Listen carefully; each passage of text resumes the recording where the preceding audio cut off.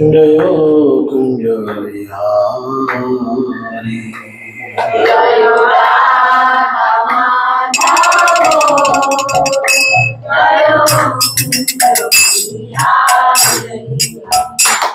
जय गोपी जन बल्लभ जय गिरिवरधारी जय गोपी जन वल्लभ जय गिरिवरधारी जय यशोदानंदन व्रज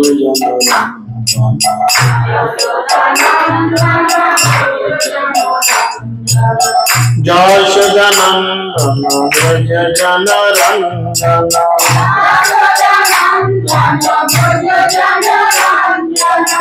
यमुना तीर वनचारी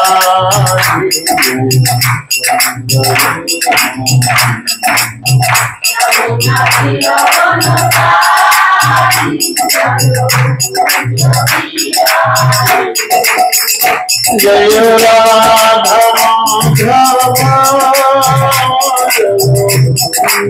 हरि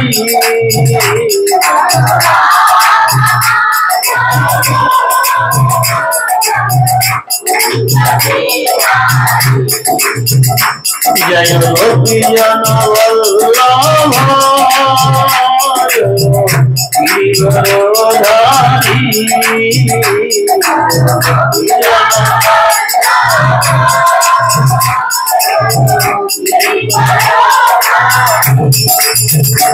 जय यशोदानंदन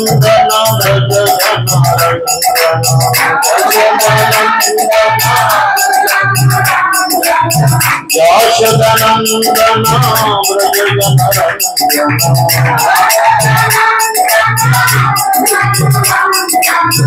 यमुना तीर वनचारी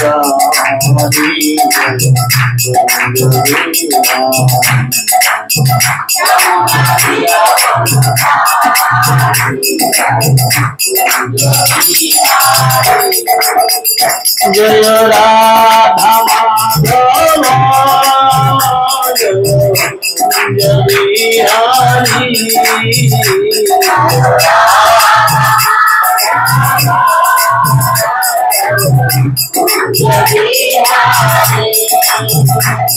हरे कृष्ण कृष्ण कृष्ण हरे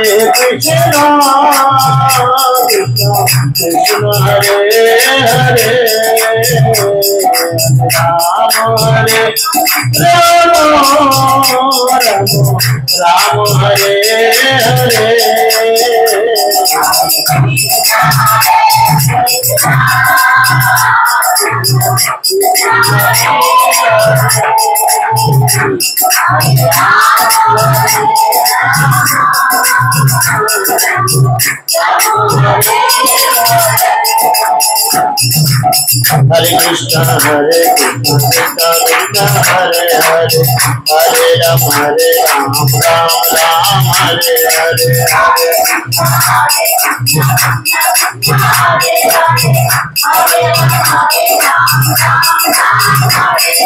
हरे कृष्ण हरे कृष्ण कृष्ण हरे हरे हरे राम राम राम हरे हरे हरे कृष्ण कृष्ण कृष्ण हरे हरे हरे राम राम राम हरे हरे हरे कृष्ण कृष्ण कृष्ण हरे हरे हरे राम राम हरे हरे हरे कृष्ण कृष्ण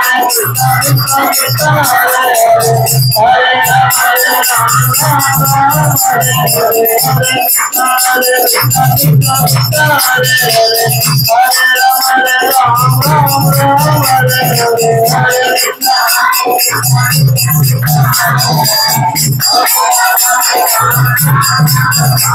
जय राधा माधव जय राधा माधव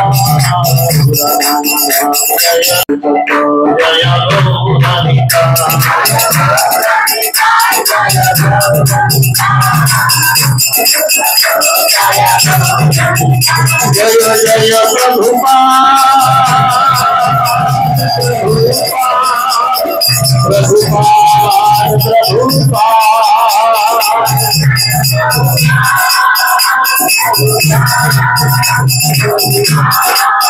जय जय गुरुदेव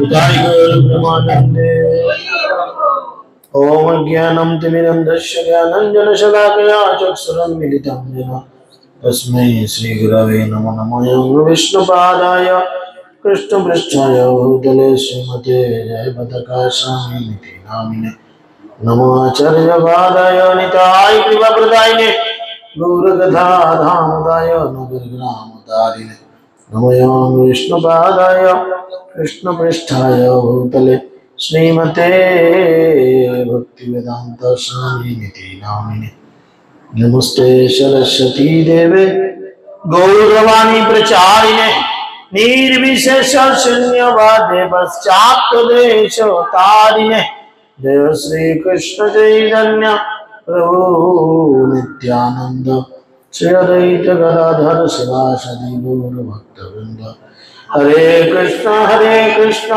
कृष्ण कृष्ण हरे हरे हरे राम राम राम हरे हरे मुखं करोति वाचालं पंगुं लंघयते गिरिं यत्कृपातमहं वन्दे श्रीगुरुं दिनतारिणं परमानन्दमाधवं श्रीचैतन्येश्वरं श्रीचैतन्यमनोभीष्टं स्थापितं येन भूतले स्वयं रूपकदामह्यं ददाति शरणपदान्तिकं नष्टप्रायो स्वभद्रेषु नित्यं भगवत सेवया भगवते रुत्तम श्लोके भक्तिर्भवति नैष्ठिकी जय श्री कृष्ण चैतन्य प्रभु नित्यानंद श्री अद्वैत गदाधर शिवासदि गौर भक्तवृंद हरे कृष्ण कृष्ण कृष्ण हरे हरे हरे राम राम राम हरे हरे नम नमो भगवते वासुदेवाय ओम नमो भगवते वासुदेवाय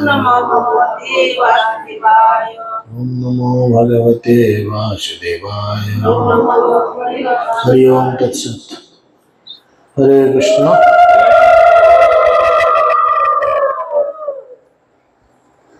সকলকে আন্তর্জাতিক কৃষ্ণ ভাবনামৃত সংঘ তথা ইস্কন নামকটার পক্ষ থেকে প্রীতি শুভেচ্ছা এবং অভিনন্দন জ্ঞাপন করি।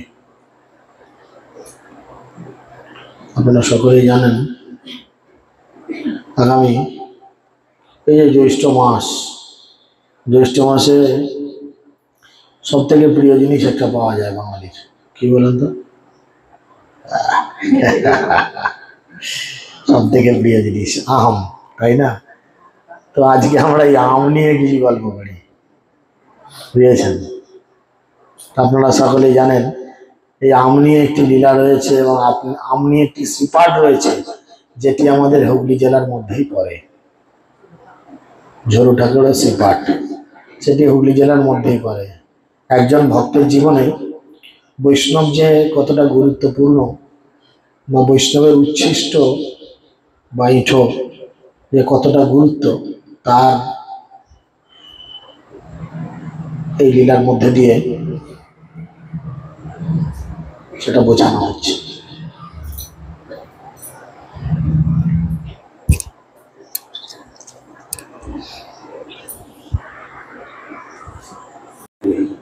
श्रील प्रभुपाद की, उदित पावन गुरु महाराज की, निताय गौर परमानंदे।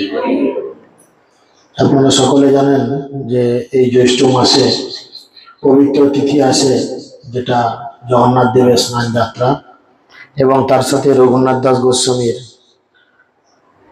একটি তিথি আসে যেটাকে চিরাদধি মহোৎসব বলে। তো এই রঘুনাথ দাসের আবির্ভাব কিন্তু হুগলি জেলায় আদিসত্য গ্রামের পাশে কৃষ্ণপুর নামে একটি গ্রাম, সেখানে। তো এই রঘুনাথ দাস গোস্বামীর এক পাড়াতো সম্পর্কে খুড়ো মানে কাকা ছিল, যার সারা জীবন কাজ ছিল বৈষ্ণবের উচ্ছিষ্ট খাওয়া, এঁটো খাওয়া। আর অন্য কোনো কাজ নাই, ও ফাঁক ফকর দেখে বৈষ্ণবের এটা খেত, তাই না? তো সে বৈষ্ণবের উচক এঁটো খেতে খেতে সারাটা জীবন সে কাটিয়ে ফেললো এবং একদিন বুড়ো হলো। আর বৈষ্ণবের এঁটো খাওয়ার ফলে তেনার জীবনে তিনি কত বড় সুযোগ পেয়েছিলেন সেটা আমরা আজকে আলোচনা করব। রঘুনাথ দাসের তেহা হয় জাতি খুড়ো, বৈষ্ণবের উচ্ছিষ্ট খাইতে তেহা হইল বুড়ো। গৌর দেশে হয় যত বৈষ্ণবের গণ, সবার উচ্ছিষ্ট তেহা করিল ভোজন। ব্রাহ্মণ বৈষ্ণব যত ছোট বড় হয়, উত্তম বস্তু ভেট লইয়া তার খাই যায়। সারা জীবন সে কি করতো? সবার এঁটো খেত। এখন বৈষ্ণবের উচ্ছিষ্ট পাওয়ার কিন্তু কতগুলো প্রসেস আছে। সরাসরি হাত পেতে চাওয়া কিন্তু উচ্ছিষ্ট হয় না, সেটা এক ধরনের জোর জবরদস্তি পূর্বক নেওয়া হয়, তাতে কোনো ফল লাভ হয় না।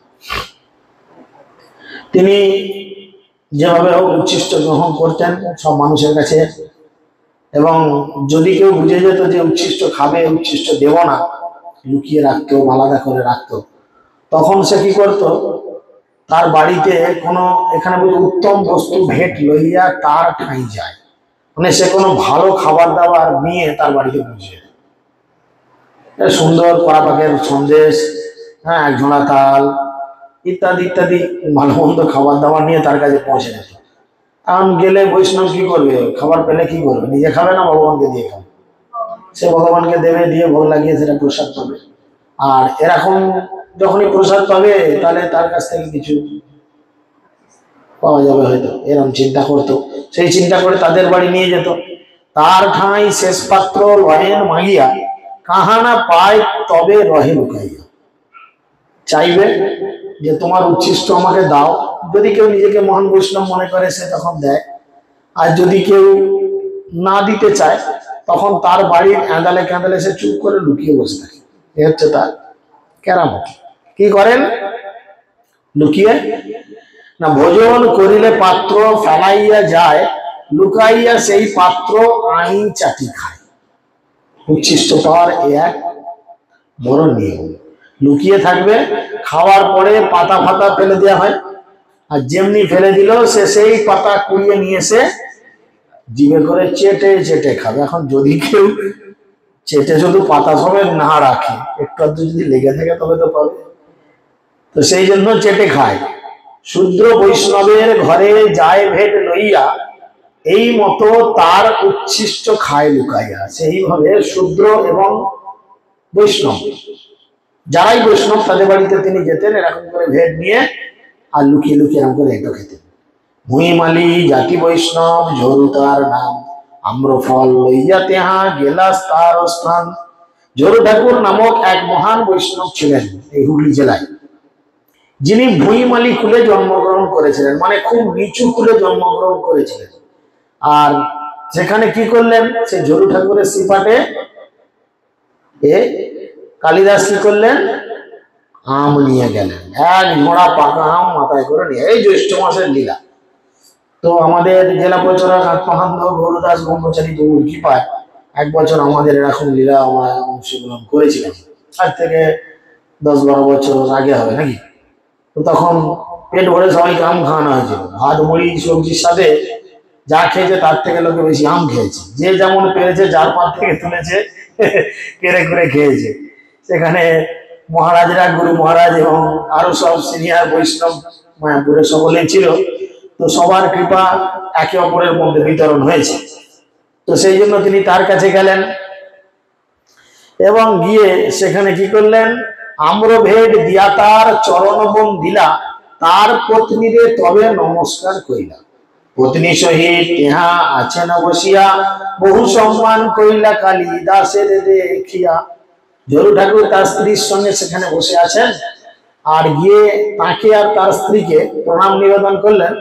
আর প্রণাম নিবেদন করার পরে তিনি কি করলেন না, সেই আমের যে ভেট নিয়ে গেছে ঝোড়া, সেটা ধরে দিয়েছে তার স্ত্রীর সামনে, দিয়ে প্রণাম করেছে। আর ওরাও কালিদাসকে দেখে, একজন বৈষ্ণব আর একজন বৈষ্ণবকে দেখলে কি করে? প্রণাম নিবেদন করে, একে অপরকে প্রণাম নিবেদন করেছে। ইষ্টগোষ্ঠী করে কতক্ষণ করি তার শনে, ঝরু ঠাকুর কহে তারে মধুর বচনে। আমি নিচ জাতি তুমি অতিথি সর্বোত্তম, কোন প্রকারে করিব আমি তোমার সেবন। জরু ঠাকুর নিজে যেহেতু একটা নিচ কুল থেকে ছিলেন, তাই তিনি কখনো নিজেকে উন্নত বৈষ্ণব মনে করতেন না। এটা একটা বৈষ্ণবের চরিত্র, বুঝেছেন? দুজনে বসে বসে ইষ্টগোষ্ঠী করছে। ইষ্টগোষ্ঠী মানে নিজেদের মধ্যে কথা বলছে। কি কথা বলবে? কি কথা বলবে? বাবু কি কথা বলবে? কেন? কেমন আছেন, শরীর কেমন, স্বাস্থ্য কেমন, সুগার নাই তো, এইসব জিজ্ঞেস করবে না?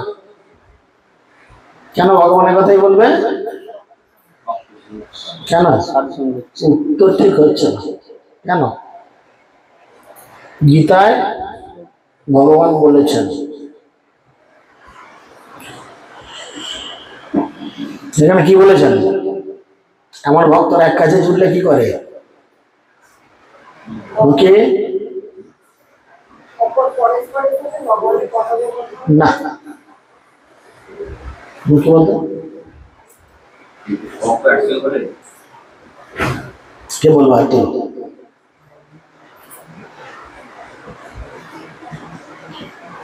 বলেন, মন্ত্রীজি বলেন। ও শুনবো না এরকম কথা। আমি তো আপনার কথা শুনতে বসিনি। শ্লোকে বলেন, শ্লোকে। ঘরোয়া কথাবার্তা বললে তো হবে না।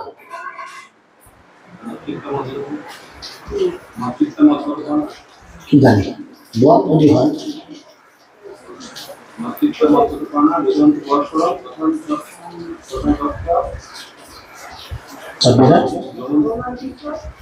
দুটো বার বাদ গেছে।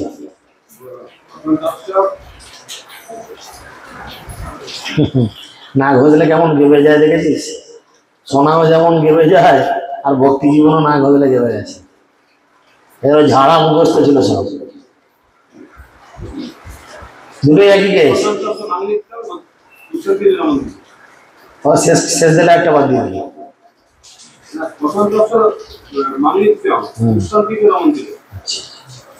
তাহলে গোড়াটা একবার ভালো করে বল।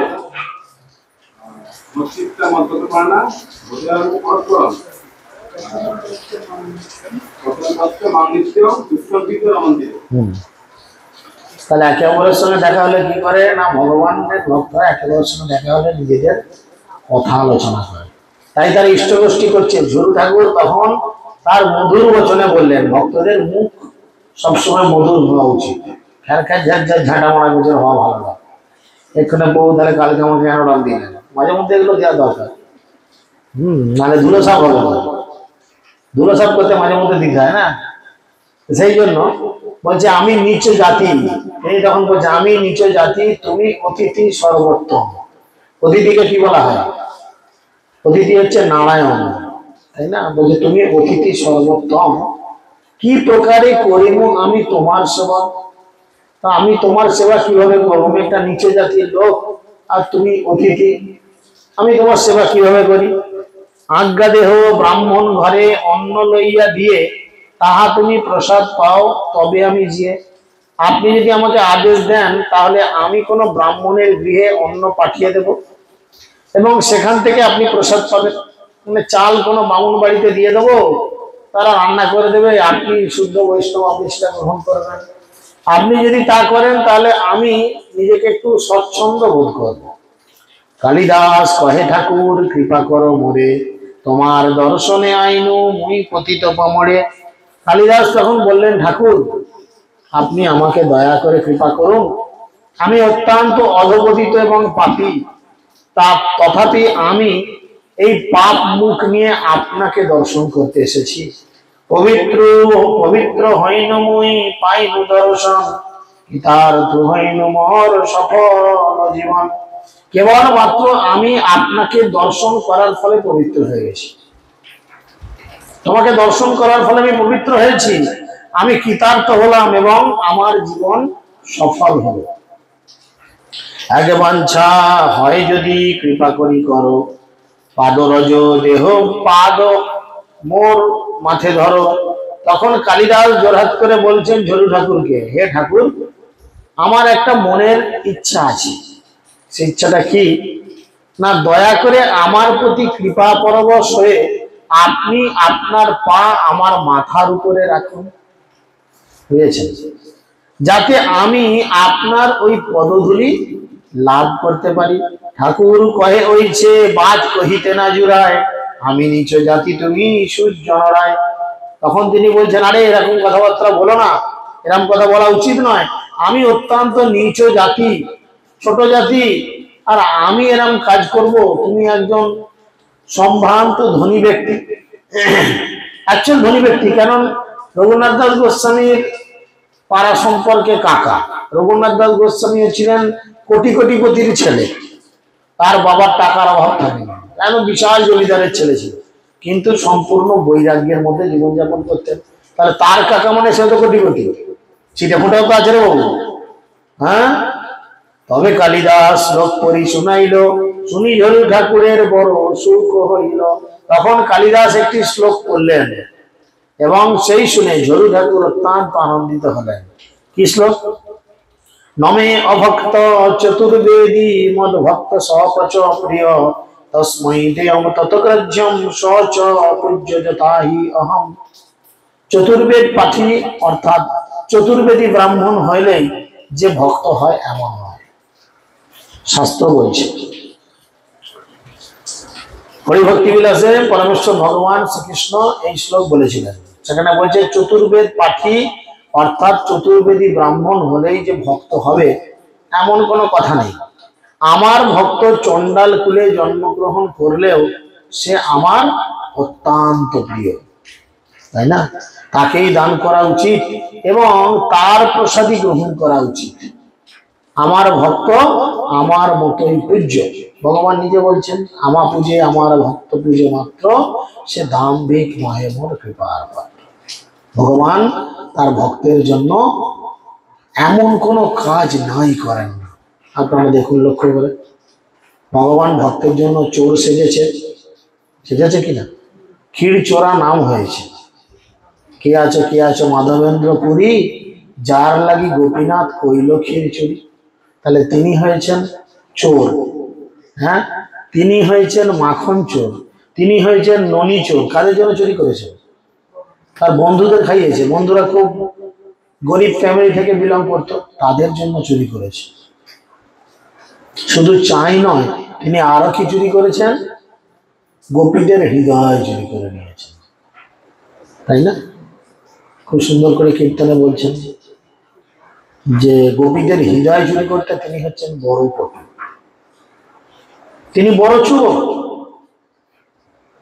তাই তিনি ভক্তের জন্য যা পারেন করেন। দেখুন, এই যে বৃন্দাবন ধাম বলছে, আর কবে বৃন্দাবনে যাব, আর সেই ধুলি গায়ে মাখিব।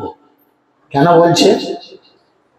কেন বলছে না এই সেই বৃন্দাবন, যে বৃন্দাবনের প্রতি স্কোয়ার ইঞ্চিতে, স্কোয়ার ফুটে নয়, স্কোয়ার ইঞ্চি, যেখানে স্বয়ং ভগবান এবং রাধারানীর চরণ ধুলি লেগে রয়েছে।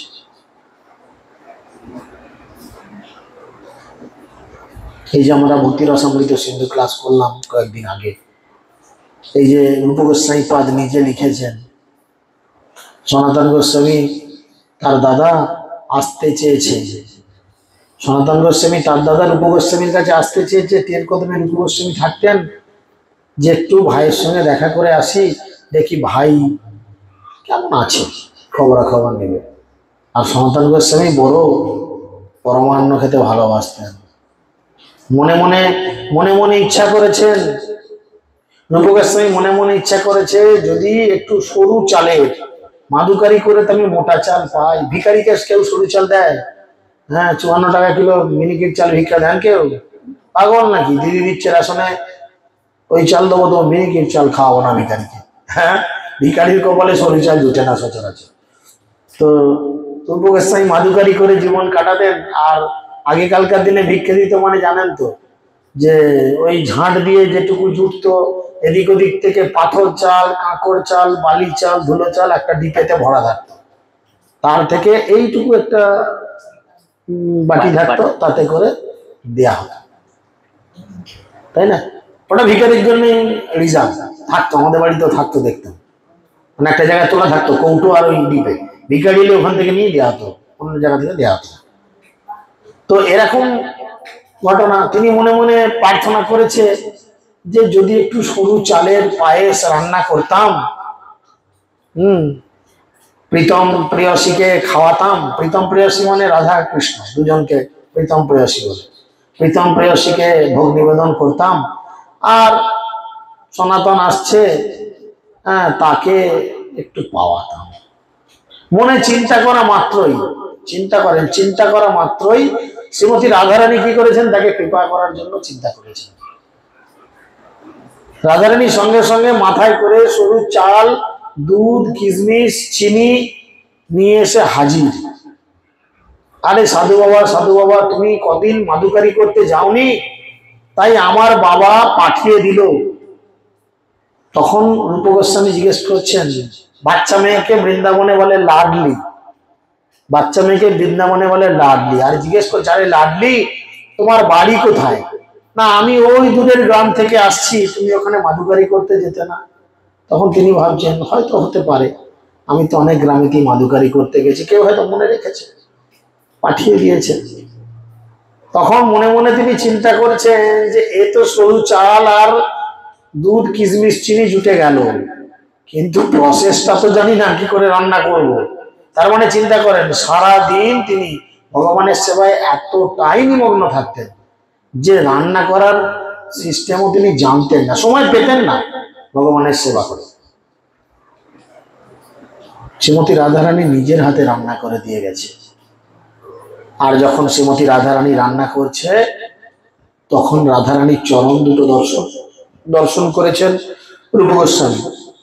দর্শন করে জিজ্ঞেস করছে আরে লাডলি তোর পায়ে এত ক্ষত হলো কি করে, এত বড় পা কেটে গেল কি করে, ক্ষতটা তোর পা ছিঁড়ে গেল কি করে?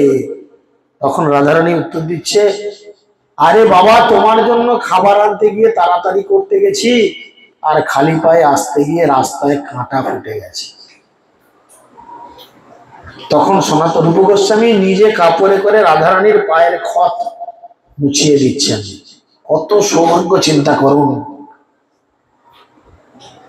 রান্না করে দিয়ে তিনি চলে গেছেন, ভোগ লাগানো অলরেডি হয়ে গেছে, সনাতন গোস্বামী এসে পৌঁছেছেন, আর তখন তাকে একটু পরমান্ন টেস্ট করতে দিয়েছেন। আর যখনই তিনি মুখের মধ্যে নিয়েছেন, শরীরের মধ্যে অষ্টসাত্ত্বিক ভাব প্রকাশ পেয়েছে, হাস্য, কম্প, গর্জন, হুঙ্কার ইত্যাদি প্রকাশ পেয়েছে। আর যখন এর প্রকাশ এসেছে, জিজ্ঞেস করলো আরে ভাই এই পরমান্ন কে বানালো, তুই তো এত ভালো রান্না জানিস না, আর সরু চাল তুই পেলি কোথায়, ভিক্ষা করে তো আমাদের মুঠা চাল জোটে। তখন তিনি সব বৃত্তান্ত খুলে বললেন। একটা ছোট্ট মেয়ে এসেছে, আর তখন সনাতন গোস্বামীর বুঝতে সময় লাগলো না যে ছোট্ট বালিকাটি আর কেউ নয় শ্রীমতী রাধারানী। তখন তিনি রূপ গোস্বামীর হাত ধরে প্রার্থনা করলেন আরে রূপ তোর চরণে অনুরোধ করি, তুই কোনোদিন নিজের মনে কিছু চাস না, তুই যদি কিছু মনে মনে প্রার্থনা করিস, ভগবান পর্যন্ত তোর জন্য নিজের শরীর ক্ষত বিক্ষত করে হলেও তোর মনের আশা পূর্ণ করার জন্য ছুটে আসে। তাই তুই কোনোদিন কিছু খেতে চাস না ভগবানের কাছে, মনে মনে ইচ্ছা করিস না, তাহলে ভগবান নিজেকে এই পরিস্থিতিতে ফেলেও তোর জন্য আসবে ছুটে। তুই নিজেকে অকিঞ্চন করে রাখ। তো সেই জন্য এখানে তিনি বলছেন যে চতুর্বেদ পাঠী, চতুর্বেদী ব্রাহ্মণ হলেই যে ভক্ত হবে তা নয়, আমার ভক্ত চণ্ডাল হলেও যদি জন্মায়। রূপ গোস্বামী, সনাতন গোস্বামী মুসলমানদের সঙ্গে থাকতে থাকতে তারা দুজন মুসলমান হয়ে গেছিলেন। চাকর মল্লিক, দ্রাবিড় খাস নাম হয়ে গেছিল।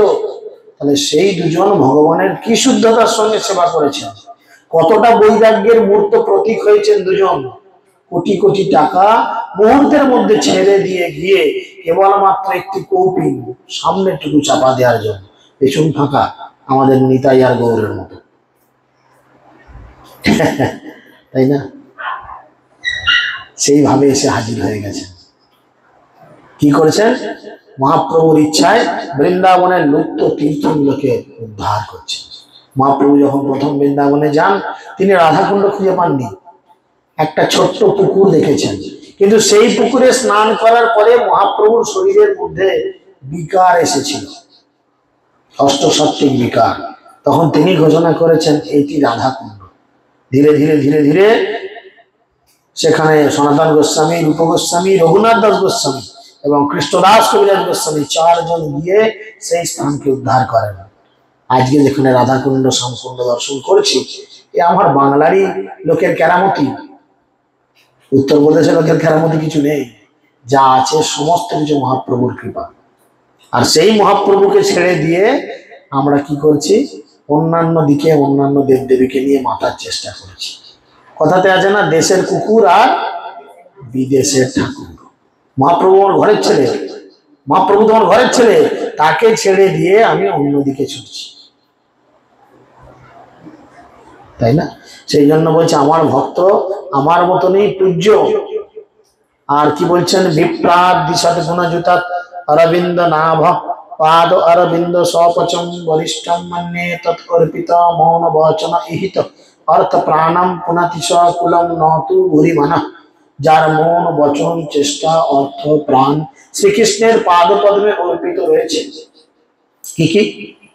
যার মন বচন চেষ্টা অর্থ প্রাণ শ্রীকৃষ্ণের পাদপদ্মে অর্পিত রয়েছে, তিনি যদি চণ্ডাল কুলেও জন্মগ্রহণ করে থাকেন,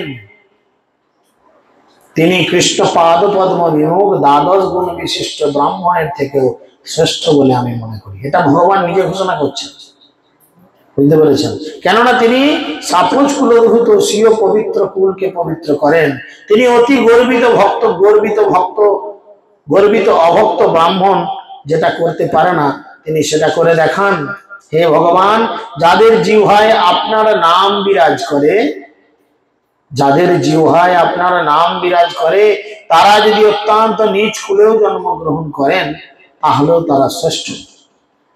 যারা আপনার নাম কীর্তন করেন, তারা সব রকম তপস্যা করেছেন, সমস্ত যজ্ঞ করেছেন, সর্বতীর্থে স্নান করেছেন, সমস্ত বেদ পাঠ করেছেন, সুতরাং তারা আর্যদের মধ্যে পরিগণিত। বুঝতে পেরেছেন? যারা হরিনাম করছে মাস্ট বি শুদ্ধতার সাথে, অবশ্যই। একধারে বেড়ি রয়েছে আর মুখে বিড়ি টানিয়ে হরে কৃষ্ণ হরে কৃষ্ণ, ও হরিনাম করার থেকে জুতো মেরে দেওয়া ভালো, তাতে ভগবান বেশি খুশি হবে। বলে তারা কি করেছেন, সব রকম তপস্যা করেছেন, তারা অনেকবার কুম্ভেও স্নান করেছেন, অনেকবার হিমালয়ে গিয়ে তপস্যা করেছেন, তারা অনেকবার অনেক যজ্ঞ আদি করেছেন, করে সবগুলোতে সাফল্য পেয়েছেন এবং সবগুলোকে এক কাছে স্বীকৃতি করে তবে কিনা তারা আজকে তোমার ভক্তি করছে। এই জন্যই মহাপ্রভু খুব সুন্দর করে রঘুনাথ দাস গোস্বামীকে বলতেন, অল্প করি না ভাবিও দাসান নাম, অল্প ভাগ্যে দাস নাহি করেন ভগবান। একজন ভক্তকে তুমি কখনোদিন অল্প ভাগ্য বলে মনে করো না, বহু ভাগ্যের দরকার, বহু জীবনের তপস্যা দরকার, তবে কিনা সে ভক্ত হয়। আগে ভক্তি, পরে মুক্তি, পরে হয় কর্মবন্ধ নাশ, তবে সে হইতে পারে শ্রীকৃষ্ণের দাস, তাই না? সমস্ত ভোগ করার প্রবণতাকে সে ত্যাগ করে। হাতের সামনে হাতছানি থাকে জগতের সবকিছু লালসার জিনিসের, কিন্তু সে ভগবানকে খুশি করার জন্য সমস্ত কিছু বিসর্জন দিয়ে ভগবানের চরণে আত্মনিবেদন করেন। সে সর্বতীর্থে স্নান করেছে, শুধু গঙ্গা ডুব দেওয়ার জন্য ভ্রমণ করে ছুটছি তা নয়। দেখুন, এমন ভক্তি করতে হবে, সেটা বহুপাত বলতেন, গুরু মহারাজও বলতেন, এমন ভক্তি করতে হবে যেন ভগবান আপনার বশ হয়ে যায়। ভক্ত বশ মাধব নামটা যেন সাফল্য মণ্ডিত হয়। সনাতন গোস্বামী, রূপ গোস্বামী এরকম ভক্তি করতেন। সনাতন গোস্বামী এরকম ভক্তি করতেন, ভিক্ষে করে যা পেটে নিয়ে আসতেন নুনটাও ভিক্ষে করতেন না। আলোনা রুটি খেতে ভাল লাগবে বলেন তো, বলেন? মদন মোহন কি করতেন, তার সঙ্গে এরম বসে খাবার খেতেন, খাইয়ে দিত। মদন হা কর, হ্যাঁ খাইয়ে দিল। আবার মদন মোহনও কিন্তু রুটি পাকিয়ে সনাতন গোস্বামী খাইয়ে দিত। সনাতন হা কর। খেতে খেতে দুজনে মুখের মধ্যে করে চিকিৎসা বলছে, রুটিটা একটু নুন না দিলে খাওয়া যায়, একটু নুন দে না ভাই, কাল থেকে একটু নুন দে না। লবণ আজ থেকে মানে 20 বছর আগে যার দাম হয়তো 2 টাকা 1 টাকা কিলো ছিল, তখন টাটা ফাটা এসব কোম্পানির লবণ তেমন ওঠেনি। তাই না? তাহলে আজ থেকে 550 বছর আগে সে তার দাম কি ছিল? তখন তো লোকেদের বিনা পয়সা লবণ কিনতে। চিন্তা করেন। তাহলে সেই লবণও তিনি মাদুকারি করতেন না, বললো না না ওসব আমি দিতে পারবো না, তোমার যদি দরকার হয় তুমি নিজে করে আনো। ভগবান ভক্তকে হাইলাইট করার জন্য নিজে ভিক্ষে করতে গেছে। আশেপাশের দোকানে, আশেপাশের গৃহে তিনি ভিক্ষা করতে গেছেন, কি হাত বাড়িয়ে চাইছেন একটু লবণ দেবে গা। লবণ নিয়ে এসে তরকারির সঙ্গে মাখিয়ে নিজেও খাচ্ছে, ওকে খাচ্ছে, খা, আমার জন্য একটু ভালো করে পুজোর ব্যবস্থা করবো না, আমার কথা গোলাবে না, আমি তোমার সেবায় থাকি, তোমার নিজের পুজোর ব্যবস্থা তুমি নিজে কর। নিজে একটা জাহাজ কাটকে দিল যমুনায়, বড় জাহাজ, ব্যবসায়ী জাহাজ কাটকে দিল, তাকে স্বপ্ন দিল আমার মন্দির করে দে, নাহলে তো জাহাজ ডুবে যাবে, জাহাজ নড়বেই না। জাহাজ নড়ে না, মানে ভগবানের ইচ্ছা হলে সবকিছু নড়ে, নড়ে তো নড়ে না, সে জাহাজ আর নড়ে না। যেমনি মন্দির বানিয়ে দিল, একটা ভালো এ করে দিল, অমনি জাহাজ ক্লিয়ার হয়ে গেল, জাহাজ চলে গেল।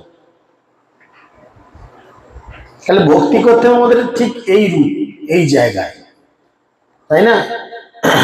আর ভক্তি যদি আমরা ঠিক জায়গায় না করতে পারি তখন কিন্তু খুব সমস্যা হয়ে যায়। শুনি ঠাকুর কহে শাস্ত্র, এই সত্য কয় সেই শ্রেষ্ঠ, ওইছে যাতে কৃষ্ণ ভক্তি হয়। শ্রীমদ ভগবতের এই শ্লোকগুলি শুনে ঝরু ঠাকুর বললেন, হ্যাঁ হ্যাঁ, শাস্ত্রের এই বাণী সত্য, কিন্তু যিনি এই প্রকার কৃষ্ণ ভক্তি লাভ করেছেন এরকম মানুষ তো দুর্লভ, তিনি হচ্ছেন শ্রেষ্ঠ। কি বলছেন? দুর্লভ। গীতাতে ভগবান কাদের বলছেন দুর্লভ? বলেন, গীতাতে ভগবান কাদের বলছেন দুর্লভ? শ্লোকে বলতে হবে, কিন্তু উল্টো পাল্টা বললে শোনা যাবে না।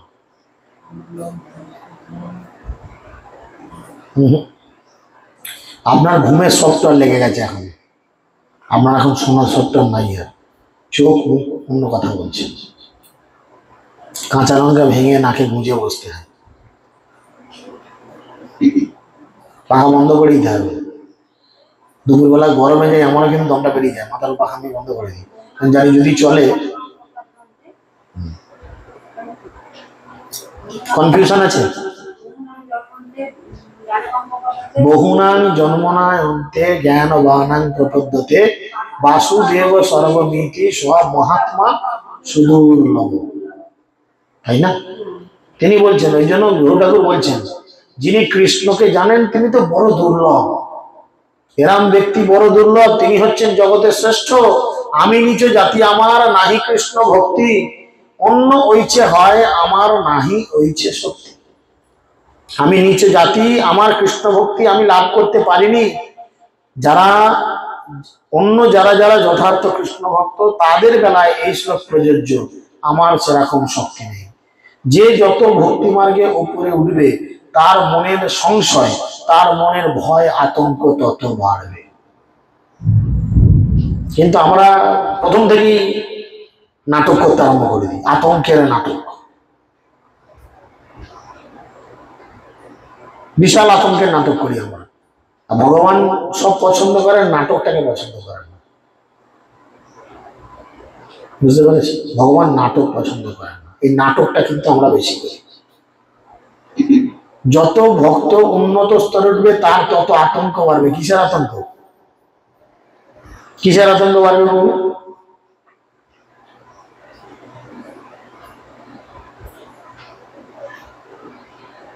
গ্রন্থ, প্রভুপাদের গ্রন্থ ঠিক করে অধ্যয়ন করতে হবে।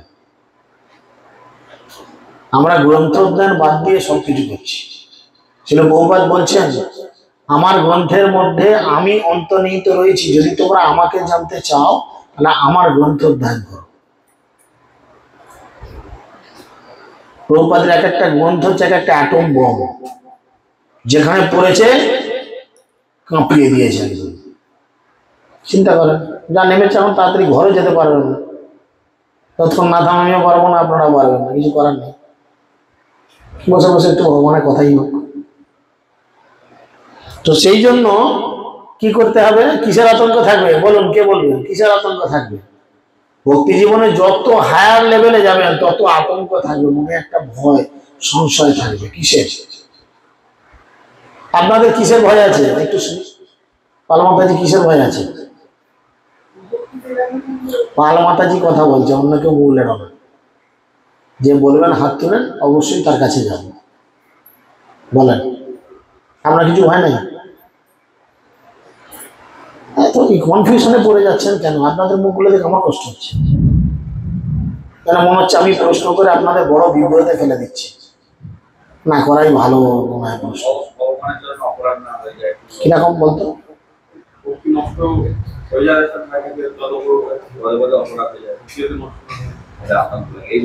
অপরাধের আতঙ্ক কিছু থাকে না। ভক্তরা অপরাধ সচরাচর করার চেষ্টা করে না। ভক্তরা ভয় খায় সব থেকে মায়াকে, যাতে আমি মায়ার দ্বারা কবলাইত না। কারণ মায়া আমাকে যদি কোনোভাবে জাপটে ধরে ফেলে, কারণ মায়াও সব থেকে কাছে আছে। কৃষ্ণ বলি বদ্ধজী ভগবাঞ্ছা করে, নিকটস্থ মায়া তারে ঝাপটাইয়া ধরে। আপনি কৃষ্ণকে ভুলে যাবেন, আপনার ঠিক পাশেই বসে আছে মায়া, একদম পাশে। সে আপনাকে জাপটে ধরার জন্য বসে আছে। আর মায়া জাপটে ধরা মানে কিরকম অবস্থা হবে জানেন? আপনি সাঁতার জানেন না, জলে নেমেছেন, আর ডুবন জল, আর তাকে বাঁচাতে আরেকজন নেমেছে, সে সামনে দিয়ে গিয়ে তাকে তুলছে। তার কি অবস্থা করবে? যে ডুবে যাচ্ছে কি করবে? তাকে জাপটে ধরবে বাঁচার জন্য, এমন ধরবে সে যদি সাঁতার জানে সাঁতার কাটতে পারবে না, একদম ডুবে যাবে। মায়া হচ্ছে আমাদের পাশে বসে থাকা সেরকম একটা মানুষ বা সেরকম একটা জিনিস। যেইখানে আমরা কৃষ্ণকে ভুলে যাব, সেইখানেই ফাঁক দিয়ে চোষটা ঢুকিয়ে দেবে, ভালো হয়ে বেরিয়ে চলে আসবে। এই ভয়টা পেতে হবে যেন কোনো জায়গায় ব্লাডারটা লিক না করে, তাহলে কিন্তু হাওয়া বেরিয়ে বলটা চুপসে যাবে। যারা ফুটবল খেলে তারা কিভাবে, বলটা যেন লিক না হয়ে যায়, তাহলে বলটা চুপসে যাবে, তাই না? সেরকম আমাদের ভক্তির ব্লাডার যেন লিক না হয়ে যায়, তাহলে সেই ফাঁক দিয়ে মায়া ঢুকিয়ে দেবে তার চুচ, ব্যাস বিন্দু হয়ে ঢুকবে, সিন্ধু হয়ে তৈরি হয়ে যাবে। করোনার মতো ছোট্ট ভাইরাস ঢুকে গেল, এবার গোটা শরীরে ছাড়িয়ে হাঁপানি টান হয়ে মরে গেল, যা ল্যাটা চুকে গেল সব। বুঝতে পেরেছেন? তাই ভয় খেতে হবে।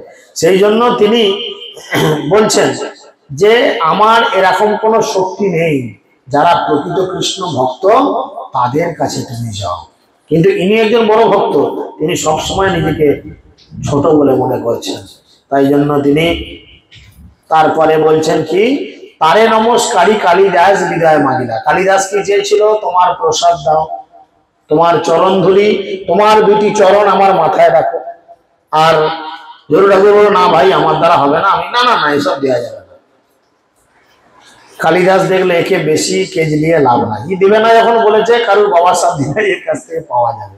কারণ কালিদাস মনে মনে একটা ফোন দিয়ে আঁটলো কি না, তারে নমস্কার কালিদাস বিদায় মাগিলা। বলো তাহলে এবার আসি। ঝরু ঠাকুর তবে তারে অনুব্রজি আইলা। তখন তাকে বিদায় দিয়ে ঝরু ঠাকুর তার পিছন পিছন বাড়ির গেট পর্যন্ত আসে, যেটাকে সি অফ করা বলে।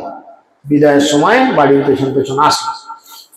তারে বিদায় দিয়া ঠাকুর যদি ঘরে আইলো, তার চরণ চিহ্ন যেই ঠাইয়া পড়িল, সেই ধুলি লইয়া কালী দাস সর্বাঙ্গে লেপিলা, তার নিকট এক স্থানে লুকাইয়া রহিলা। কালিদাসকে বিদায় দিয়ে ঝরু ঠাকুর যখন ঘরে ফিরে গেলেন, যেখানটায় কালী ঠাকুর দাঁড়িয়েছিল তার চরণধুলি পড়েছিল, সেই চরণধুলি হাতে করে নিয়ে নিজের মাথায় লাগিয়ে নিল। লাগিয়ে নিলে তার সর্বাঙ্গে লেপে নিল। কেন? বৈষ্ণব পদধূলি গায়ে মাখলো, সে ভূষণ করিয়া কি করবেন? সব ভুলে গেছেন, যা বৃষ্টির সঙ্গে ধোয়া গেছে সব। বলেন কি হবে?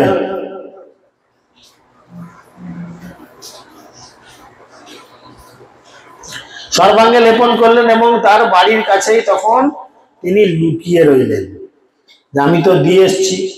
সে ছেলেবেলায় মনে আছে একটা করে চকলেট বোম, টাইম বোম করা হতো, একটা ধূপ তার উপরে গিয়ে চলে আসা হতো। ধূপটা পুড়ে পুড়ে পুড়ে পুড়ে 5 মিনিট পর বলতে এসে লাগতো, গধাম করে হঠাৎ ফেটে উঠতো, আর আমরা দাদুর মুখে দিকে তাকিয়ে বসে থাকতাম, দাদু কখন এরকম করে চমকে উঠবে। হ্যাঁ, এটা একটা দারুণ জিনিস, টাইম বোম। সেরকম এ তো জানে আমি একটা টাইম বোম ফেলে এসেছি। কি টাইম বোম দিয়ে এসছে? একজন আম দিয়ে এসছে, তাহলে আম এই সিজনে খুব লোভনীয়, যতই ডাক্তারে বলুক আম খাবেন না, এই হবে তাই হবে, এক পিস না খেলে কি থাকা যায়? সিজনের ফল বলেন, সেরকম এক কন্ডিশন। এই জানে দিয়ে এসছি মানে এক্ষুনি খাবে, তাই সে একদিকে লুকিয়ে রইল। ঝরু ঠাকুর ঘরে যাই, দেখি আম্র ফল, মানুষ এই কৃষ্ণচন্দ্রে ওর পিল সকল। একজনা আম দেখে ঝরু ঠাকুরের আহার লোভ সামালা গেল। সে সঙ্গে সঙ্গে ঝোড়াতে থাকা অবস্থাতেই ভগবানকে নিবেদন করে দিলেন। কলার পাটুয়া খোলা হইতে আম্রনি কাশিয়া, তার পত্নী তারে দেন খাইনি চুষিয়া। মানে ঝোড়ার মধ্যে কলা পাতা, তার উপরে আম সুন্দর করে সাজিয়ে আছে। তো সেই কলা পাতা সরিয়ে পাকা আম বার করেছে, কেউ যেন ঢোক গিলবেন না আবার। হ্যাঁ, পাকা আম বার করেছে, বার করে তাকে তার স্ত্রী হাতে দিয়েছেন, ভগবানকে নিবেদিত।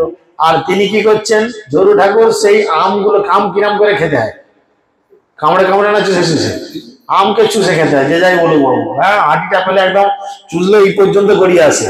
হ্যাঁ, দরকার বলে এখান থেকে চারটা আরম্ভ করতে হয়, হাতের কনুয়ের গোড়া থেকে। হ্যাঁ, চিন্তা করেন, পাকা আম, তার তো রস একদম হাত ভর্তি, আটিকে চুষেছে, চতুর্দিকে চুষে চাষে খেয়েছে। চুষি চুষি চোষা আটি ফেলিল পটু হাতে, তারে খাওয়াইয়া পত্নী খায় পশ্চাতে। সাধারণত স্ত্রীরা স্বামীরা খেলে তারপর খায়, তাহলে আগে প্রভুকে খাইয়ে দিয়েছে, আর খেয়ে ওই কলার যে পাতাগুলো ছিল সেই পাতার একধারেই আটি খোলা খোলা সব ফেলেছে। স্বামীকে খাইয়ে স্ত্রী খেয়েছে, তার পেছনে খেয়েছে। আটি চোষা সেই পাটুয়া খোলাতে ভরিয়া, বাহিরে উচ্ছিষ্ট গর্তে ফেলাইল লইয়া। সেই আটি ফাটি চুষাচুষি হয়ে, এখন আটি চুষে ফেললে আর কি থাকে? সেই লাল মতো অংশটা তো আমরা চুষে সাদা তার সনের মতো চুল বার করে দিই। হ্যাঁ, কিছু ফেলে রাখি তার, সেই চুষাচুষি হয়েছে। ভালো পাকা মিষ্টি আম পেলে বলেন তো, আটিটা পড়তে তোমাদেরকে চুপে দেখি এটা আর মিষ্টি করে দিল। হ্যাঁ, এরকম কন্ডিশন। সেই খোলা খোলা নিয়ে গিয়ে ঝরু ঠাকুরের স্ত্রী কি করেছে? বাড়ির যে ওই সারকুর কাদা থাকে সেই গর্তের মধ্যে ফেলে দিয়েছেন। সেই খোলা আটি চোখলা চুষে কালিদাস, চুষিতে চুষিতে হয় প্রেমেতে উল্লাস। কালিদাসের লক্ষ্য ছিল, দাদা দেবে না মানে কৃপা আমি আদায় করে ছাড়বো। সে সুরসুর করে গিয়ে গর্তে নেমেছে, বুঝেছেন? যেখানে ওই আটি খোসা ফেলেছে, সেইখান থেকে আটি আর খোসা চুষে, যখন ও চুষে ফেলেছে, এবার ও চুষতে আরম্ভ করেছে। আর চুষিতে চুষিতে হয় প্রেমেতে উল্লাস, বৈষ্ণবের উচ্ছিষ্ট পেয়েছে। চুষতে চুষতে তার হৃদয়ে প্রেমের উল্লেস, কৃষ্ণ প্রেমের আনন্দে তার হৃদয়ে ভেসে গেল। এই মতো যত বৈষ্ণব বৈশে গৌর দেশে, কালিদাস হইছে সবার নীল অবশেষে। এইভাবে গৌর দেশে মানে এই বঙ্গে এমন কোন বৈষ্ণব ছিল না যার উচ্ছিষ্ট কালিদাস আদায় করে নাই। সারা জীবনের কাজই ছিল বিয়ে ঘরে নেমন্তন্ন করে, লোকে নতুন পাত্রেতে খেতে যায়, আর বিয়ে ঘরে নেমন্তন্ন করলে ও সারা কুড়ে দেখে কে খেয়ে থালা ফেলেছে, সেখান থেকে খাবো। মানসিকতা কেমন দেখেন? আমরা টেবিলে বসে গুঁতোগুঁতি করি মহাপ্রসাদে গোবিন্দে, আর ও ওইখানে গিয়ে সার কুড়ে গিয়ে এটোপাত যেখানে ফেলে সেখানে গিয়ে খুঁজে মহাপ্রসাদে গোবিন্দে, সেখানে মহাপ্রসাদে গোবিন্দে খুঁজে।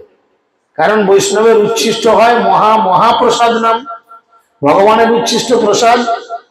সাধুগুরু বৈষ্ণবের উচ্ছিষ্ট মহাপ্রসাদ, আর সাধুগুরু বৈষ্ণবের উচ্ছিষ্ট যখন কোনো বৈষ্ণব উচ্ছিষ্ট করে দেয় তখন সেটা মহাপ্রসাদ হয়। তাহলে কোনটা বেশি পাওয়ারফুল? ভগবানের উচ্ছিষ্ট প্রসাদ, সেটা যখন সাধুগুরু বৈষ্ণব উচ্ছিষ্ট করে দিল সেটা মহাপ্রসাদ, একটু ক্ষমতা বাড়লো। আবার সেই উচ্ছিষ্ট যখন কোনো বৈষ্ণব করে দেয় তখন সেটা মহাপ্রসাদ হয়ে যায়, তখন তার ক্ষমতা আরো 10 গুণ বেড়ে যায়। বুঝতে পেরেছেন? তাই সে এইভাবে সারা জীবন করলো। এখন এই করতে করতে তার এবার পুরস্কারের সময় এলো। কি না, সেই কালিদাস যবে নীলাচলে আইলা, মহাপ্রভু তার উপর মহা কৃপা করিলা। সে কালিদাস এরপর পুরীতে পৌঁছেছেন, মহাপ্রভু যেখানে ছিলেন সেই জায়গায়, সেখানে মহাপ্রভু তাকে বিশেষভাবে কৃপা করলেন। কি না, মহাপ্রভুর কঠোর থেকে কঠোরতম নির্দেশ ছিল, আমার চরণ ধোয়া জল যেন কেউ না পায়। কারণ মহাপ্রভু নিজেকে ভক্ত ভাব অঙ্গীকার করে এসেছিলেন। মহাপ্রভু আচরণ করে দেখিয়েছিলেন যে কিভাবে কৃষ্ণকে ভালোবাসতে হয়। এই জগতের মানুষ কৃষ্ণকে ভালোবাসতে ভুলে গেছিল। শ্রীকৃষ্ণ চৈতন্য প্রভু জীবে দয়া করি সপার্ষদ স্বীয় ধাম সহ অবতারী। অবতরণ তো করলেন, কেন আসলেন? অত্যন্ত দুর্লভ প্রেম করিবারে দান, শিখায়ে শিখায়ে শরণাগতি ভক্তেরও প্রাণ। তিনি ভক্তকে হাতে ধরে শিখায় কি করে শরণাগত হতে হয়। শরণাগতির প্রথম লক্ষণ কি? দৈন্যতা। মহাপ্রভু সেই শিক্ষা হাতে ধরে দিলেন, কি করে দৈন্যতার মধ্যে জীবনযাপন করতে হয়। তারপরে স্টেজ কি? আত্মনিবেদন, কি করে নিজেকে 100 ভগবানের জন্য দিয়ে দেওয়া যায়। গোপীত্বে বরণ, গোপীদের মতো ভগবানকে নিজের হৃদয়ে ধারণ, নিজেকে ভগবানকে নিজের মতো করে ভালোবাসা যায়। অবশ্য রক্ষিবে কৃষ্ণ বিশ্বাস ও পালন, নিজের মধ্যে সেই দৃঢ় বিশ্বাস কৃষ্ণ আমাকে যে কোনো পরিস্থিতিতে রক্ষা করবেন। ভক্তি অনুকূল মাত্র কার্যের শিকার, ভক্তি প্রতিকূল মাত্র বর্জন অঙ্গীকার। যেটা কৃষ্ণ ভক্তিতে সহায়ক সেটা গ্রহণ করা, তার সঙ্গে থাকা, আর যেটা কৃষ্ণ ভক্তিতে বিরক্তিকর, যেটা কৃষ্ণ ভক্তিতে তার মানে এর কারণ, ভক্তি নষ্ট হওয়ার কারণ, তার থেকে দূরে চলে যাওয়া। বলে এই 6টি গুণ যার মধ্যে আসে, সরঙ্গ শরণাগতি হইয়াছে যাহার, তাহারও প্রার্থনা শুনে শ্রী নন্দকুমার। নন্দকুমার কৃষ্ণ তার প্রার্থনা শুনে, তার কাছে যদি বলে কৃষ্ণ তুমি এই করো, কৃষ্ণ সেই চাই করবে, তার কথা মতো কৃষ্ণ চলবে। তাই সেই শিক্ষা মহাপ্রভু হাতে ধরে দিলেন। তিনি যেহেতু ভক্তভাব অঙ্গীকার করেছিলেন, তিনি তখন কি করলেন? সঙ্গে সঙ্গে তার যে পারিষদ তাকে নিয়ে মন্দিরে যেতেন আসতেন। মন্দিরে ঢোকার পূর্বে হাত পা মুখ ধুয়ে ঢুকতে হয়। সবাই ঢুকেন? ওনারা ডেমো ঢুকেন এখানে? হ্যাঁ, ঢুকেন না তো। এগুলো শিষ্টাচার। এগুলো না করলে কি হয়? ভক্তিগুলো ধীরে ধীরে ধীরে ধীরে নষ্ট হয়। কারণ এতে ভগবানের চরণ অনেক অপরাধ হয়। কারণ ধরুন আমরা বাইরে থেকে যখন আসি, তখন আমাদের পায়ে অনেক ধুলো টুলো লেগে থাকে। মন্দিরে আপনি যখন হাঁটছেন, হাওয়াতে ধুলো উড়ে, দেখবেন এক একটা হিন্দি সিনেমায় দেখায়, নায়ক গাড়ি থেকে যেমনি নেমে গেল, পাটা লাগলো, চারিদিকের পাতা ফাতাগুলো শাসা শাসা করে উড়ে গেল। দেখেন হিন্দি সিনেমায় বা বাংলা সিনেমায় দেখবে, ওটা অবস্থার নায়ক বা ঘোড়া থেকে নামলো বা গাড়ি থেকে নামলো, যেমনি ট্যাক্সির বাইরে পাটা রাখলো, সেই পায়ের চতুর্দিকে পাতা ফাতাগুলো উড়ে কিনা, হ্যাঁ টিভিতে দেখায়, দেখবেন। এটা কিন্তু বাস্তব। অতটা হয়তো করে না, যেটা অতটা দেখায় অতটা হয়তো করে না, কিন্তু কিছু ধুলো উড়ে উড়ে। তাহলে আমি বাইরে থেকে হেঁটে আসলাম, আমার পায়ে এখন ধুলো লেগে আছে। পানা ধুয়ে মন্দিরে ঢুকে গেলাম, আমার পায়ে ধুলো উড়ে গিয়ে ভগবানের গায়ে লাগলো বা সাধুগুরু বৈষ্ণবের গায়ে লাগলো, তাহলে কি হলো? ভালো হলো না খারাপ হলো? কিন্তু যদি আপনি হাত পা ধুয়ে আসেন, তাহলে সেই ধুলোটা ধোয়া হয়ে গেল, তাহলে সেই ধুলোটা উড়লো না। এটা হচ্ছে শিষ্টাচার, এগুলো শিক্ষা হয়। বুঝতে পেরেছেন? তাই মহাপ্রভু জগন্নাথ মন্দিরে ঢোকার পূর্বে নিজের প্রতিদিন পা ধোতেন। আর মহাপ্রভুর পা ধোয়া জল, সেটা কি কোন সাধারণ জল? সাধারণ জল কি জল? চরণামৃত। ভগবানের পা ধোয়া জল হচ্ছে চরণামৃত। তো সেটা তিনি নিষেধ করতেন যে আমার পা ধোয়া জল যেন কেউ গ্রহণ না করে, স্ট্রিক্টলি প্রহিবিটেড ফর দিস, একদম। আর কাউকে ঘেঁষতে দিত না। এই গুরু মহারাজ এলে যেমন সবাইকে সিকিউরিটি সরিয়ে দেয় ঠেলে, ইচ্ছা যাকে কেউ পায়ে হাত দেবে, হাত বাড়ালো, হাত ধরে সরিয়ে দেয়, যাও, হাত দিতে হবে না। তো সেই জন্য গোবিন্দ সেখানে নিয়ে যায় প্রভুকে। আর গোবিন্দর কি কাজ ওরাম করে? সিংহদ্বারের উত্তর দিকে কাপড়ের আড়ে 22 পাইচ তলে আছে এক নিম্ন গাড়ি। অর্থাৎ দেখবেন পুরীর জগন্নাথ মন্দিরে ঢোকার মুখে একটা হাত মুখ পা ধোয়ার জন্য একটা জায়গা আছে। তো দেখেছেন না সব ভং ভং শুনেছেন জগন্নাথের মাছি পিছি গুলো? ধুয়েছেন না? ধন্যী ধুয়েছেন? খুব ভালো। তো পুরীতে ঢুকছেন আর নিজের ঘরের মন্দিরে বেলা দিচ্ছেন না, চিন্তা করতে হবে। কারণ জগন্নাথ ওখানেও যে আপনার কাছে এক, আলাদা তো কিছু না। ভগবান তো এক না। ভগবান পুরীতে একটা, দীঘাতে একটা, আরামবাগে একটা, এখানে একটা, আলাদা আলাদা। ভগবান তো এক এবং অদ্বিতীয়, তাই না? তাহলে সেরকম আচরণ করতে হবে। সেই ঘরে করেন প্রভু প্রাদ প্রক্ষালন, তবে করি বারে যান ঈশ্বর দর্শন। গোবিন্দের মহাপ্রভু কই আছে নিয়ম, মোর পদ জল যেন নালয় কোন জন, গোবিন্দরে বলে দিয়েছে আমার পা ধোয়া জল যেন কেউ না নেয়, পানি মাত্র লইতে না পায় সেই জল, অন্তরঙ্গ ভক্ত লয় করি কনছল। চৈতন্য মহাপ্রভুর কঠোর নির্দেশের ফলে কোন প্রাণী সেই পা ধোয়া জল গ্রহণ করতে পারত না। তার কোন কোন অন্তরঙ্গ ভক্তই কেবল কোন কোন ছলে হয়তো সেই জল গ্রহণ করতে পেরেছিলেন, সেটা কোন কোন দু একজন। এখন গোবিন্দ আমাদের এসে পৌঁছেছে, কালিদাস এসে পৌঁছেছে, বুঝেছেন। একদিন প্রভু তাহা প্রাত প্রক্ষালিতে, কালিদাস আসি তাহা পাতিলেন হাতে। একদিন পা ধোয়ার জন্য কি হয়, সচরাচর পাটাকে তুলে দেয়, যেমনি পাটাকে তুলে দিয়েছে পায়ের উপরে জল ঢালে, আর উপরে জল ঢালে গোড়ালি দিয়ে জলটা পড়ে, যেমনি মহাপ্রভু পা তুলেছেন, গোবিন্দ জল ঢেলেছে পায়ে আর পা তুলে আছে, গোড়ালি দিয়ে জল পড়তে যাবে, কালিদাস দিয়েছে হাত তলায় পেতে, হাত ভর্তি কি হয়ে গেছে চরণামৃত। শুধু জল নয়, ভগবানের পা ধোয়া জল, যেমনি পেয়েছে খেয়ে নিয়েছে। মহাপ্রভু কটকট করে দেখেছে, খুব ভালো। এক অঞ্জলি, দুই অঞ্জলি, তিন অঞ্জলি পিলা, তবে মহাপ্রভু তারে নিষেধ করিলা। একবার হলো মহাপ্রভু কিছু বললো না, বলে লোকটা ব্যস্ত, আবার মানে যখনই খেলে উচ্ছিষ্ট হয়ে গেল, আবার পা ধুয়েছে, আবার হাত ভরে দিয়েছে, দুবার খেয়েছে। মহাপ্রভু তার দিকে তাকালো, কিছু বললো না। তিনবার যেমনি হয়েছে খেয়ে নিয়েছে, তখন মহাপ্রভু বলছে এই কালিদাস আর নয়, অতঃপর আর না করিহ পুনর্বার, এত বস্তা বাঞ্ছা পূরণ করিব তোমার, তুমি আর এরাম করো না। কারণ জগতের মানুষ এই চরণামৃত পানের জন্য পাগল হয়ে থাকে, তাই আমি তোমার এই মনের বাঞ্ছা পূর্ণ করলাম। যেহেতু তুমি সারা জীবন বৈষ্ণবের ঝুটা খেয়ে বুড়ো হয়ে গেলে, তাই আজ তোমার সেই মনের ইচ্ছা আমি পূর্ণ করলাম। সর্বজ্ঞ শিরোমণি চৈতন্য ঈশ্বর, বৈষ্ণবে তাহার বিশ্বাস জানেন অন্তর। তিনি জানেন যে আমি বৈষ্ণবকে যদি বারণ করি, বৈষ্ণব দ্বিতীয়বার এই কাজটা করবেন না। তাই সেই শ্রদ্ধা ছিল। সেই গুণ লইয়া প্রভু তারে তুষ্ট হইলা, অন্যের দুর্লভ প্রসাদ তাহারে করিলা।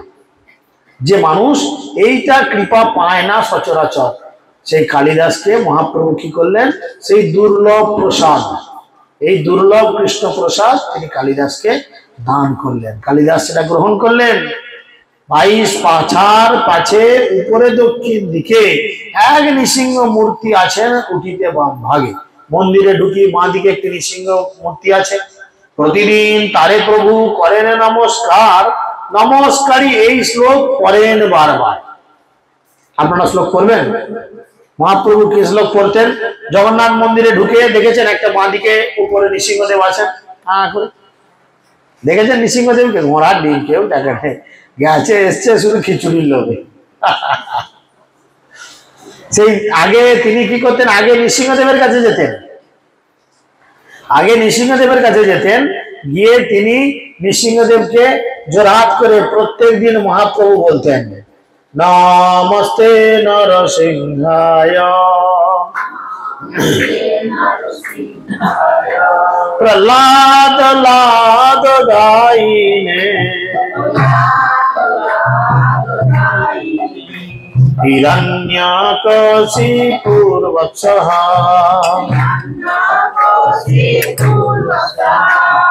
শিলাডঙ্ক নকালায়,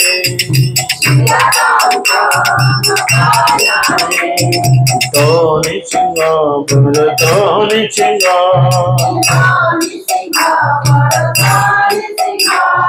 তো নৃসিংহ পর তো নৃসিংহ,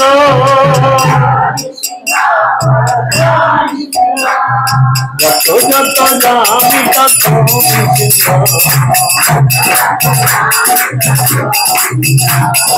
যত যত যাবি তত নৃসিংহ,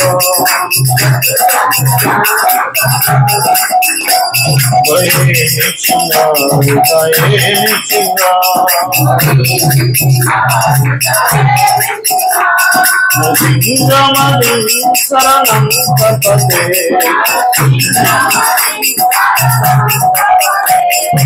অবকর কমল বরে নাথ, অদ্ভুত শৃঙ্গার দলিত हिरण्यकशिपु तनु भिंगा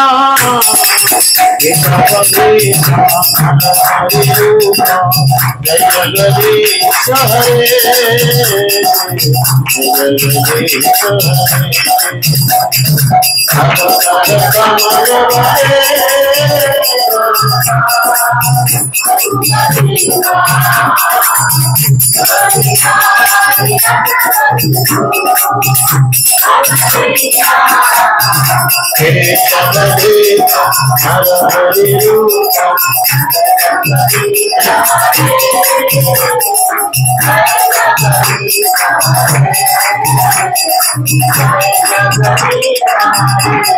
তিনি বলছেন, হে নৃসিংহদেব, আমি আপনাকে আমার সশব্দ প্রণতি নিবেদন করি।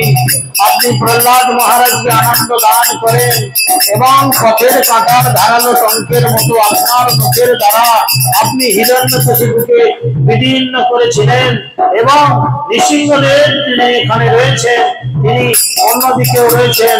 যেখানে আমি যাই সেখানেই আমি কেবল আপনাকে দর্শন করি।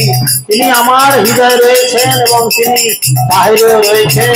তাই আমি আদি পুরুষ পরমেশ্বর ভগবান নৃসিংহদেবের শরণ গ্রহণ করি।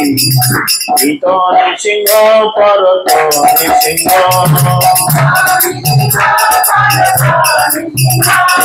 यतो यतो यामि ततो नृसिंह वहे नृसिंह जये नृसिंह नरसिंहमणिं शरणं प्रपद्ये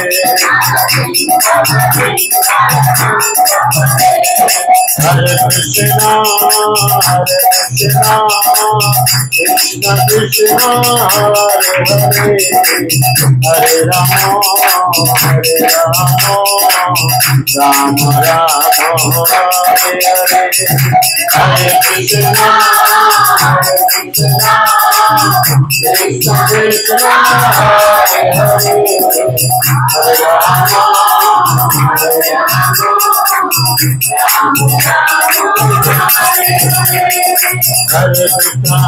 कृष्ण कृष्ण कृष्ण हरे हरे हरे राम राम राम हरे हरे हरे कृष्ण कृष्ण कृष्ण हरे हरे हरे राम हरे कृष्ण हरे कृष्ण कृष्ण कृष्ण हरे हरे हरे राम राम राम हरे हरे जय जगन्नाथ जय जगन्नाथ जय जगन्नाथ जय जगन्नाथ जय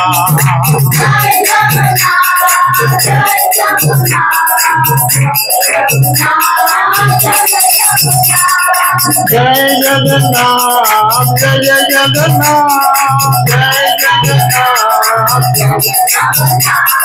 जगन्नाथ स्वामी नयननाथ स्वामी नयननाथ स्वामी भव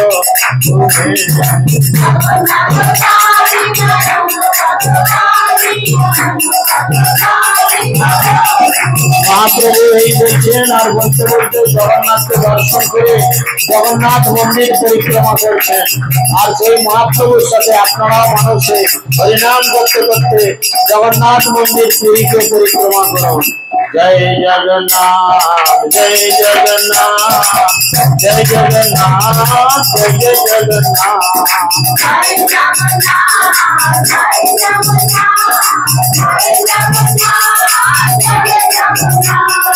जय बलदेव जय बलदेव जय बलदेव जय बलदेव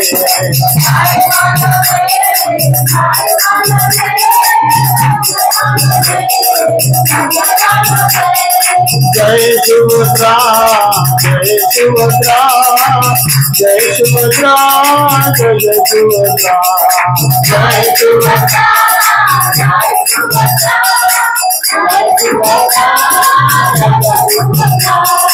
जय सुदर्शन जय सुदर्शन जय सुदर्शन जय सुदर्शन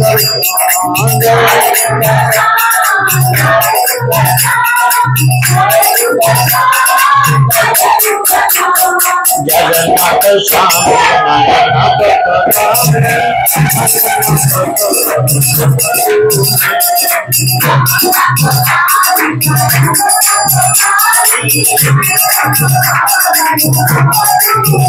जय जगन्नाथ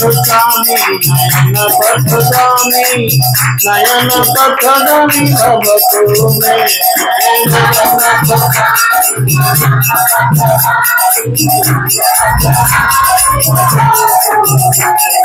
हरे कृष्णा कृष्ण कृष्ण हरे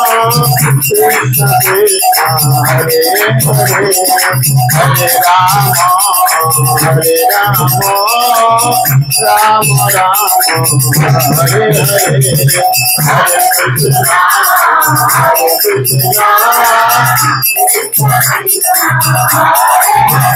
बोल प्रेमानंदे हरे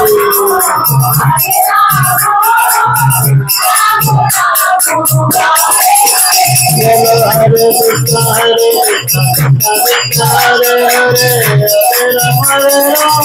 राम राम हरे हरे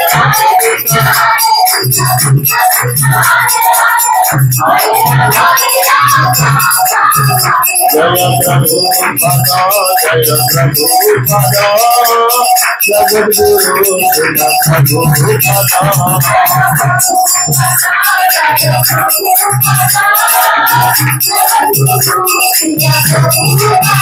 जय गुरुदेव जय गुरुदेव पतित पावन गुरुदेव